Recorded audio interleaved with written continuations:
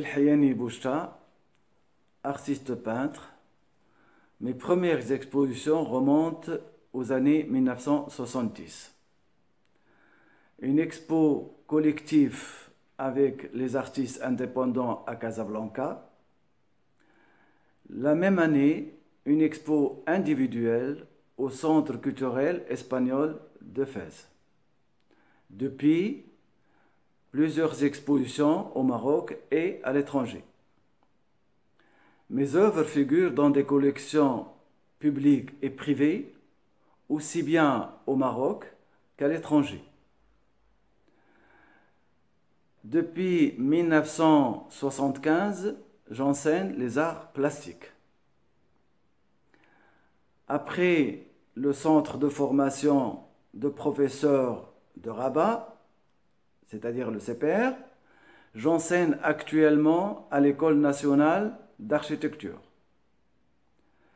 Je suis également co-auteur de programmes et de manuels scolaires d'enseignement artistique.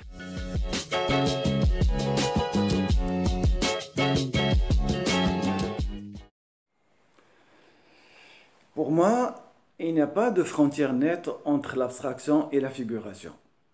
La peinture, pour moi, se conjure toujours à la première personne du singulier, le je, avec bien sûr un grand J. Quand on maîtrise une langue, on peut faire après ce qu'on veut de cette langue. Et Picasso disait à ce propos, il faut savoir former pour pouvoir déformer. Il y a un écrivain qui, à la fin de sa vie, il disait « Je me demande si durant toute ma vie, je n'ai pas écrit un seul roman. » Je crois que cela s'applique aussi à la peinture.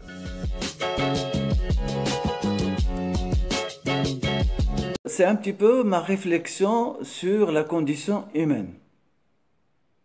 Et ça coïncide exactement avec la guerre du Golfe. Comme on peut le constater, l'homme, de par sa nature, il aime la vie et il s'accroche à la vie, qu'il soit handicapé ou en pleine forme, il aime vivre le plus longtemps possible. Alors comment cet humain qui aime la vie, il se donne la mort et il tue ses semblables?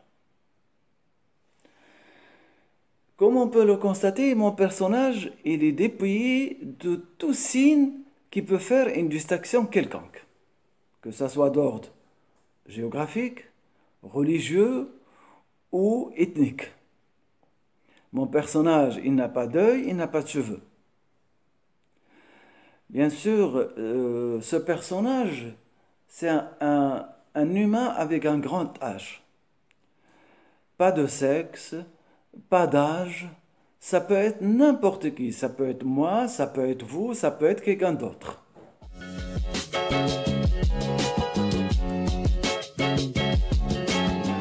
Je recherche toujours sur papier pour l'expo prochaine qui va se passer à l'atelier 21. Le thème proposé est le rapport avec le confinement. Bon, quand je ne suis pas dans la recherche, je lis un peu les livres que je n'ai pas eu le temps de lire avant. Sinon, je fais un peu de marche.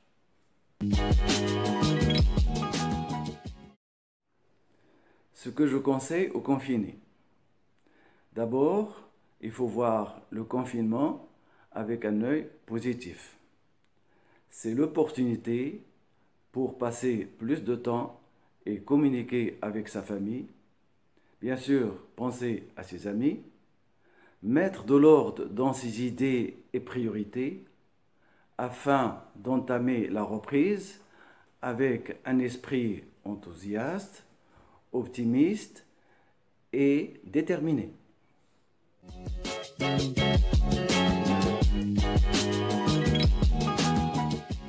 La première des choses que je ferai après le confinement, c'est d'aller rejoindre mon atelier, lieu de travail. L'odeur de la peinture et le toucher de la matière me manquent. Et pour finir, je vous dis bon Ramadan et merci de m'avoir fait parler, moi qui aime le langage du silence.